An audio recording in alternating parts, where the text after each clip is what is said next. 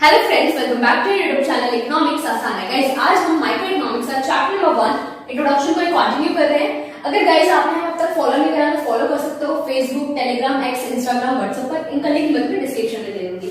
Guys, आज हम detail में डिस्कस करने वाले हैं कि क्या डिफरेंस होता है micro economics and macro economics के बीच में। विद बेसिक्स हम इसको डिस्कस करेंगे। तो स्टार्ट करते हैं आज की क्लास। बात करें इकोनॉमिक्स की, तो इकोनॉमिक्स की कितनी ब्रांच है? 2 ब्रांच है। एक है हमारी माइक्रो इकोनॉमिक्स, दूसरी है मैक्रो इकोनॉमिक्स। तो सबसे पहला बेस आता है हमारा मीनिंग, कि मीनिंग क्या है micro economics and macro economics का। माइक्रो इकोनॉमिक्स की बात करें तो यहाँ पर क्या है?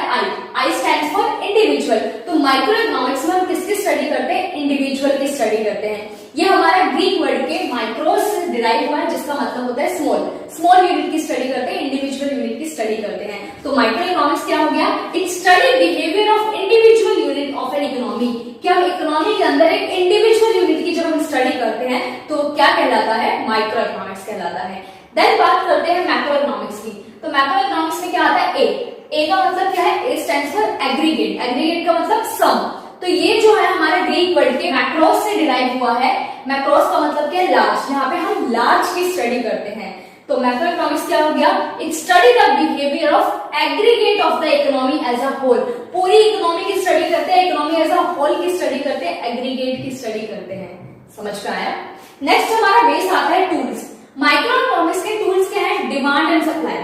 डिमांड एंड सप्लाई के थ्रू हम क्या करते हैं? Price of the commodity decide करते हैं। वही हम बात करें मैक्रो इकोनॉमिक्स की, तो मैक्रो इकोनॉमिक्स के टूल्स क्या है? Aggregate demand and aggregate supply. Aggregate demand and aggregate supply के थ्रू हम इकोनॉमी की income, output and employment determine करते हैं। ठीक है।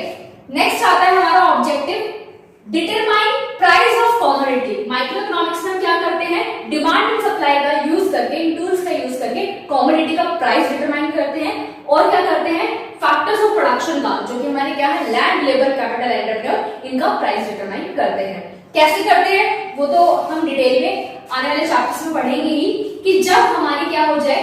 डिमांड और सप्लाई मीट कर जाए जिस पॉइंट पर, उसको हम बोलते हैं इक्विलिब्रियम। तो यहां से हम equilibrium quantity and equilibrium price जो है डिटरमाइन कर देते हैं। मैक्रो इकोनॉमिक्स की बात करें तो इसका ऑब्जेक्टिव क्या है? Determine income, employment level of the economy. तो इनकम एंड एम्प्लॉयमेंट डिटरमाइन करते हैं हम किसके टूल के यूज करके?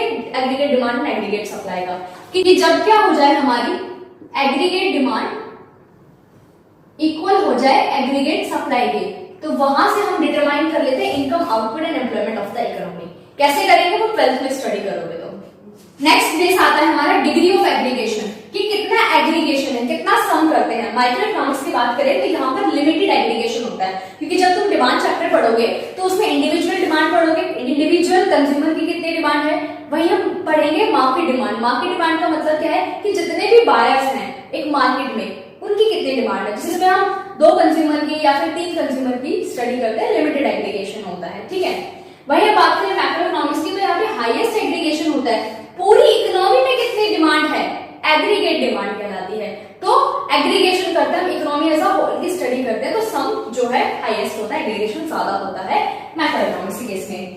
असम्पशन की बात करें, जब मैं माइक्रो इकोनॉमिक्स स्टडी कर रही हूं तो मैं एज्यूम करके चलूंगी कि जो मेरे मैक्रो वेरिएबल्स हैं वो कांस्टेंट रहेंगे। मैक्रो वेरिएबल्स क्या? कि नेशनल इनकम जो है इकोनॉमी की कांस्टेंट है, एग्रीगेट डिमांड कांस्टेंट है, general price level of commodity constant है। ठीक है। जब माइक्रो इकोनॉमिक्स स्टडी करेंगे तो मैक्रो वेरिएबल कांस्टेंट रहेंगे, तो मैक्रो इकोनॉमिक्स स्टडी करेंगे तो माइक्रो वेरिएबल कांस्टेंट रहेंगे। माइक्रो वेरिएबल्स क्या होंगे हमारे? इंडिविजुअल कमोडिटी हो गया, या फिर इंडिविजुअल कंज्यूमर, या price of the commodity. Micro economics में मैक्रो वेरिएबल कांस्टेंट और मैक्रो इकोनॉमिक्स में माइक्रो वेरिएबल कांस्टेंट। समझ में आया?